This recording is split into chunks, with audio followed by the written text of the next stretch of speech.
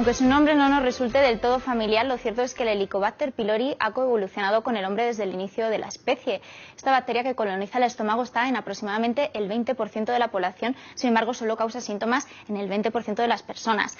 Para conocer más acerca de ella y para hablar de nuestra salud digestiva, contamos hoy con el doctor Carlos Martín de Argila, médico adjunto del Servicio de Gastroenterología del Hospital Ramón y Cajal. Buenos días, doctor. Buenos días.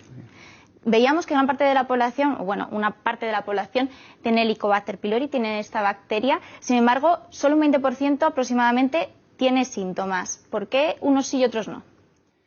Bueno, en realidad lo tiene más gente. Es decir, se estima que la prevalencia a nivel mundial está en torno al 50% y está muy condicionada pues a nivel socioeconómico y los hábitos de vida. De tal forma que los países en desarrollo tienen mucha más prevalencia y el nuestro, que está en vías ya, país más desarrollado, pues está en torno al 20, al 30%.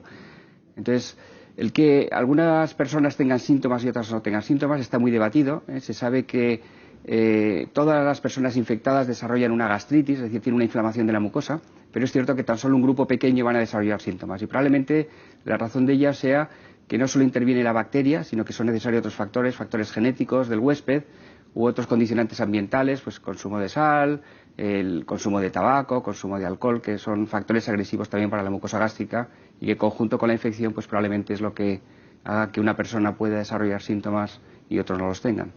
Esta diferencia también hace un poco complicado, o bueno, hay cierta controversia en cuanto a si es necesario tratarlo siempre o no, o cómo está ahora mismo la situación.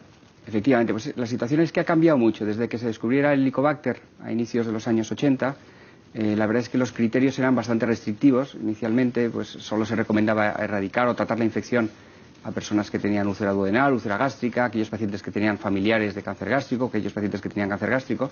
Pero según han ido pasando los años, las reuniones de consenso y grupos de expertos pues, han empezado a abrir un poquito el abanico. De tal forma que hoy en día se recomienda por lo menos ofrecer a toda paciente o toda persona que sabe que está infectada por Helicobacter pylori el tratamiento de la infección, porque sabe que puede prevenirse pues ese desarrollo de algunos tipos de cánceres, el que desarrolle una úlcera péptica en el futuro, etcétera, ¿no?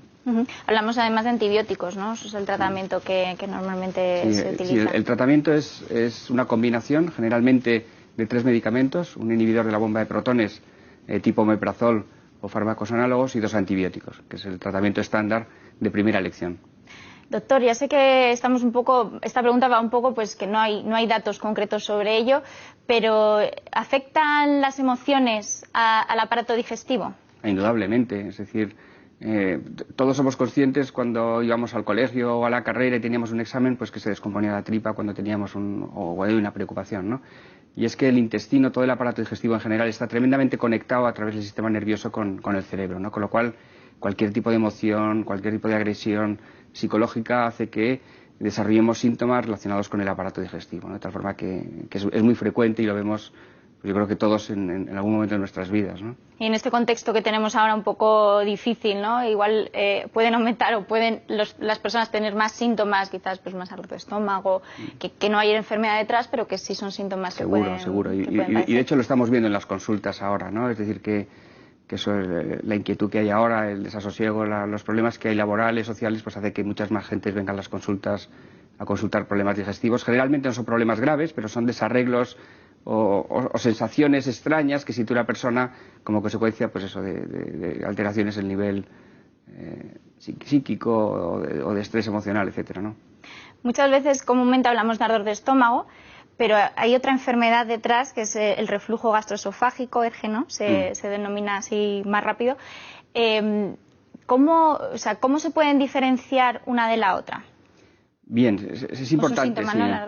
Es decir, el reflujo gastroesofágico es fisiológico, es decir, todas las personas tenemos o hemos tenido en algún momento de nuestra vida sensación de ardor o de quemazón o de que nos sube la comida desde el estómago a la boca, ¿no? De hecho, los niños pequeños, nada más nacer, tienen, por un problema de inmadurez, es muy frecuente el reflujo y regurgitan y es frecuente, ¿no? Lo que pasa es que según va evolucionando la persona, se va haciendo mayor, hay una válvula que hace que contenga el ácido del estómago y no pase al esófago, ¿no? De tal forma que en personas adultas, esto que durante la niñez es algo más o menos fisiológico, es cada vez más raro, ¿eh?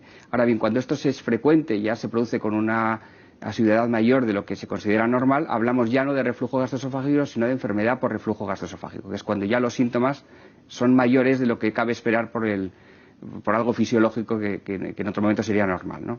¿De cuánta frecuencia estaríamos hablando? Bueno, pues se suele poner un límite un poco arbitrario, ¿no? Pero a partir de la sensación de más de 2 o 3 veces a la semana de síntomas de ardor o pirosis, se considera ya esa persona que tiene una enfermedad por reflujo gastroesofágico, ¿no? Y se recomienda pues que acuda al médico de cabecera o al médico de atención primaria o al gastroenterólogo para consultar un poco el alivio de los síntomas.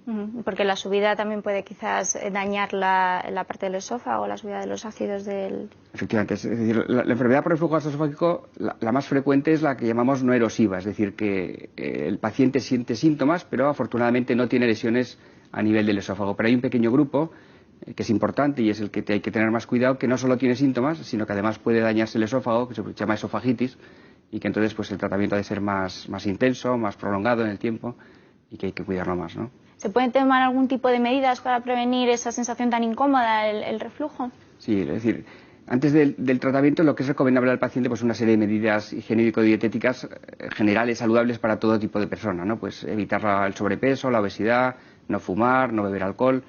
Y hay otra serie de aspectos un poco ya más estrechos o centrados en la enfermedad. Por ejemplo, evitar las comidas grasas, evitar el chocolate. No es conveniente acostarse hasta que no pase hora y media después de haber comido, tanto en la comida como en la noche. Fundamentalmente esto, ¿no? Doctor, hay investigaciones que se están cada vez más de la relación de la flora intestinal en determinadas enfermedades, de la microbiota, ¿no? ¿Qué se sabe de esto? Bueno, pues sí, la verdad es que en los últimos años se está relacionando mucho eso.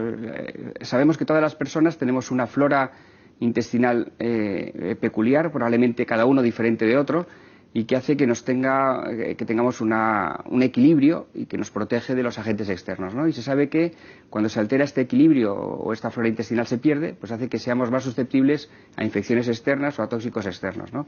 Con lo cual se está empezando a relacionar muchas enfermedades, por ejemplo el síndrome de intestino irritable, la enfermedad inflamatoria intestinal en sus dos vertientes, la enfermedad de Crohn, sobre todo colitis ulcerosa.